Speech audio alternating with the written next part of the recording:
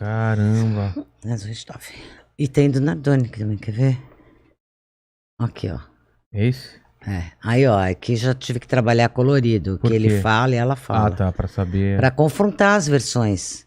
O que tinha de diferente nas duas E versões. tinha muita coisa diferente? Algumas. É?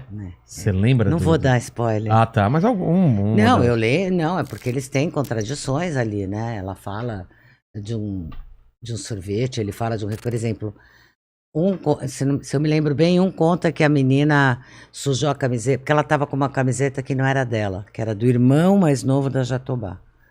E aí era uma camiseta maior, tal. Cadê a camiseta dela? Por que ela tá? A gente perguntou, por que ela tá com uma camiseta que não é dela? Ele responde que caiu sorvete, ela responde que caiu Coca-Cola. Eu acho interessante. Né? Por quê? Porque a gente não deve discordar sobre o que sujou a camiseta. Exatamente. Não parece ser uma coisa Me chama atenção. que confunda Coca-Cola com sorvete. Então, não é, né? Não é suco ou Coca-Cola, é sorvete. Parece que não combinaram direito a história, né? Então, são algumas coisas. E mesmo nos trajetos, nos tempos, eles têm algumas contradições. Vamos falar desse caso do Nardoni, então. Você entra como lá?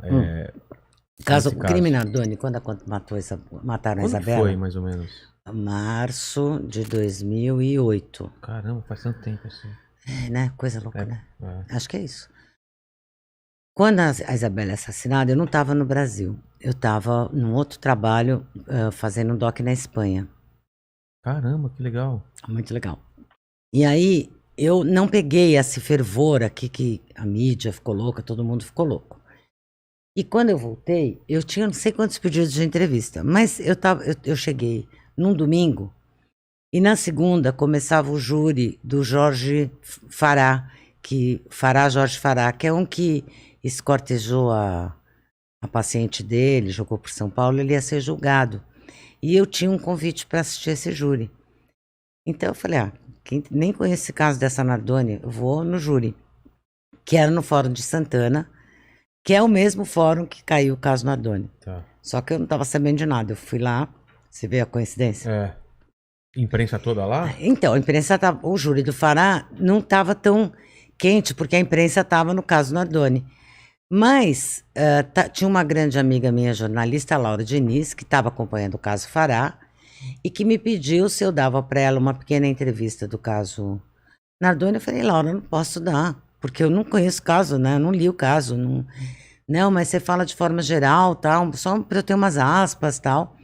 Essa matéria explodiu, porque eu falei uma coisa que todo mundo já tinha certeza que o casal matou, e o cara estava chegando, e eu sou bem assim, sem julgamento, então eu falei que eles podiam sim ser inocentes, que não era provável, mas que também não era impossível. Isso foi cabeça de matéria, que não era impossível, que não tivesse sido eles.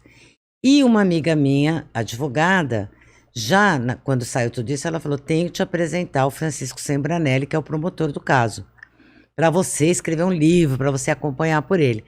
Eu falei, não, cara, eu não posso acompanhar por ele, porque eu não sei nem se eu concordo. Já pensou se eu achar que esses caras são inocentes? Como é que eu posso acompanhar pela promotoria? Deixa eu ler. Aí eu fui lá bater na porta do juiz Maurício. Promotoria, para quem não sabe... É acusação. É acusação. É acusação. E aí eu fui lá bater na porta do juiz Maurício. Falei, olha, juiz, é o seguinte, sou escritora, levei esse livro para ele, né? Tal, e eu levei o livro também do caso Richthofen. Eu acompanho histórias reais, eu escrevo, e eu quero acompanhar esse caso, mas eu não sei que lado eu vou. Eu gostaria que o senhor me desse acesso para eu ler o processo, para eu entender o que eu acredito. Isso é muito interessante de você já se posicionar, dependendo do que você lê, para que lado você vai acompanhar a história, porque senão como é que você faz? Você não pode mudar no meio do caminho. Não é bom, né? Exatamente. Não é bom.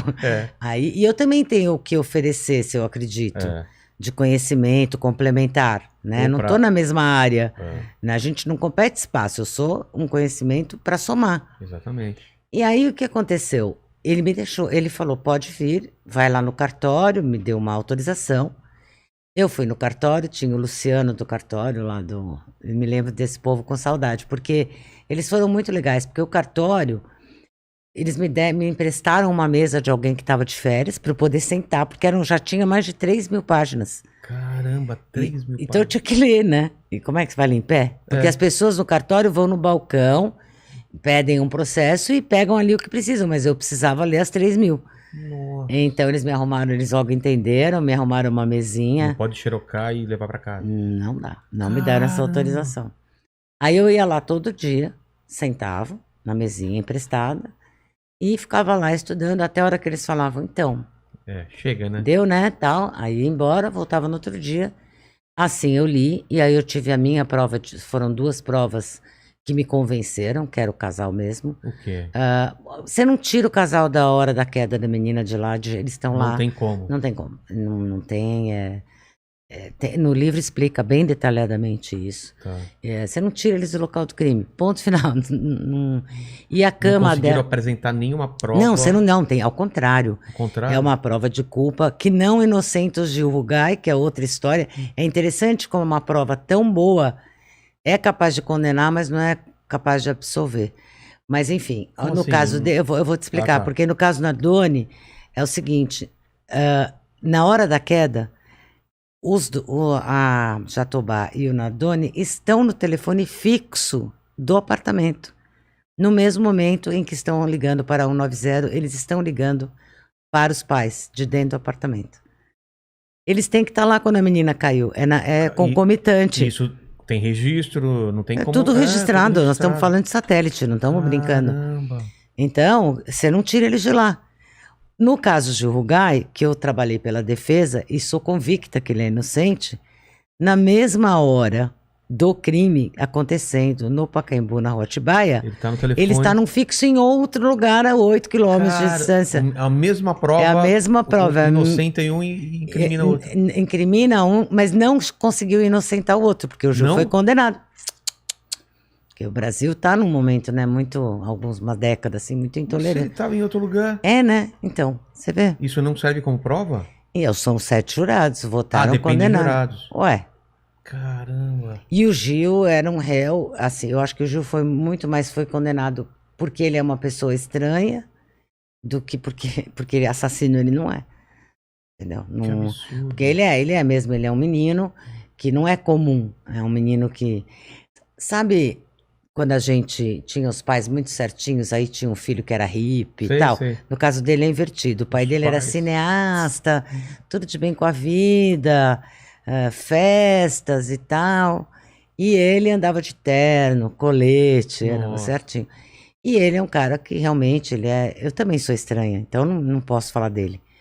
Se você entrar lá na minha casa, os livros que eu escrevo, ainda bem que você tem caveira, você ia ficar à vontade. Eu tô vendo. Quantas caveiras você tem? Um monte, Não, em casa tenho. Eu gosto de caveira, gente. Eu né? também. Minha casa Mas tá isso é estranho. Mas isso é estranho para as pessoas. Né? E daí, se eu for suspeita de assassinato, isso vai pesar contra. Ela já gostava de caveira. Olha, eu nunca pensei nessas coisas. E os livros que eu tenho em casa? Nossa, óbvio que é ela. Então, é lógico. Ela sabe tudo. Ela escreve sobre isso. Ela escreve sobre. Então, com o Gil acontece um pouco isso. Ele é estranho, mas isso ainda não é crime ser estranho, né? Ainda bem, né? Mas voltemos aos Nardones. Então... Então, aí eu fiquei convicta da culpa deles. Falei, não, eu realmente sou convicta. E aí sim eu conversei com essa amiga que queria me apresentar. E falei, depois de terminar as 3 mil páginas e tal. Demorou uns 20 dias. Aí falei, pode me apresentar. Conheci o Francisco Sembranelli. Ficamos muito amigos. As famílias ficaram amigas, sabe? Ele na época era casado com a Daniela. Fiquei também muito amiga da Daniela, que era defensora geral do estado de São Paulo, e ele promotor, era um filme, né? O promotor e a defensora. Mas então era uma discussão muito rica entre nós sobre esse caso, e eu trabalhei com ele 2 anos e meio, também toda semana, e muitos fins de semana, nessa acusação para o júri, para entender esse caso, para saber o que era a prova, para entender como mostrar isso para os jurados. E eu estava no júri completo, então, e aí escrevi o livro, voltei para casa, me fechei e escrevi A Prova e a Testemunha, porque o caso Nardoni, no Brasil, ele é um marco, porque é o primeiro caso onde a prova científica é um divisor de águas ali. Antes disso não era muita retórica, ainda é. A lábia... A cultura de prova demora. Com o true crime, que você estava falando aqui no Brasil, isso vai ajudar. É, né? É, porque a ficção também ensina. O teste de DNA ensina. Isso vai ficando um assunto falado Recorrente, por todo mundo. Todo mundo discute, atores falam, Não parece uma escritores coisa falam. muito abstrata, Aparece na televisão, aparece na novela e você vai exigindo também. Quando você é jurado, você olha aquilo e fala, mas então, por que não fizeram teste de DNA? Que é Por que não coletaram digital? 99, não sei quanto, porque eu queria ter visto, entendeu? Então você... e aí, quem sabe um dia vai voltar a valer, na maioria, o indúbio pro réu. Que deveria funcionar assim, que se você tem dúvida, o cara tem que ser absolvido. Porque é muito pior você prender um inocente do que você deixar solto um culpado. Entendeu? Então, e eu acho que as provas científicas é o que dão muita confiabilidade de que você está votando certo que é culpado.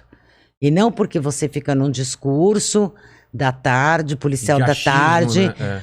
Porque é psicopata, porque olha o olhar dele, porque ele olhou pra cima, olhou pra baixo. Só que não quer dizer nada, gente, dizer pelo nada. amor de Deus. pessoa pode tá nervoso. Suzane chorou no enterro que nem uma louca. Cara, E daí que ela chorou? Aí, quem tá assistindo isso fala, não, claro que ela é inocente, olha mas, só. gente, mas chorar até tá fácil ou tá difícil? No caso de Rugai, eu quase fiquei louca, que tinha uma discussão, tem páginas do inquérito. Se o cachorro não latiu.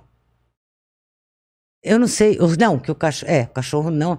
Mas qual é a relevância do cachorro? Assim, é assim que a gente vai entender se alguém que matou era conhecido ou não era? Eu não sei porque o cachorro latiu ou não latiu. Nós vamos ter que chamar o Dr. Pet. Exatamente. Para dar uma opinião no caso, entendeu? Então, eu acho que as pessoas um pouco estão perdendo o foco. precisam voltar para uma prova concreta, que queira dizer alguma coisa de verdade. No caso dos Nardoni, antes da gente ir para outros casos, como que você sabendo, ou você tendo essa sensação de que eles são culpados, a tua relação não é apaixonada pelo negócio, sempre é distante, você fica com raiva, você fica com... Fico toda misturada, impossível, sou uma... Né? E é por isso que eu penso, eu falo, caramba, os caras mataram uma criança. Então, mas aí quando você trabalha como eu trabalho, você também entende que o crime é um momento da vida daquela pessoa, não é a vida da pessoa inteira. Entendi. Então, por exemplo, um dos momentos mais tristes que eu vi no júri foi a mãe do Alexandre. Gente, que tragédia na vida de todo mundo. É uma tragédia. Culpado, inocente. Quando acabou que o juiz deu a sentença, você acha que alguém ficou feliz? Não, a Isabela estava morta. Não vai voltar. Entendeu? Então, você também vê que esses assassinos... É muito sofrimento no entorno também. Os filhos, os pais... O Alexandre Nardoni e a Ana Carolina Jatobá, eles têm outros 2 filhos. Vocês já pensaram? Eram pequenininhos. Os 2 pais presos, pai e mãe presos por muito tempo. Que tragédia para todos. Então, não tem só o monstro. Claro que tem o monstruoso que ele fez e que ela fez, mas tem todo um lado que é o entorno. Toda a consequência.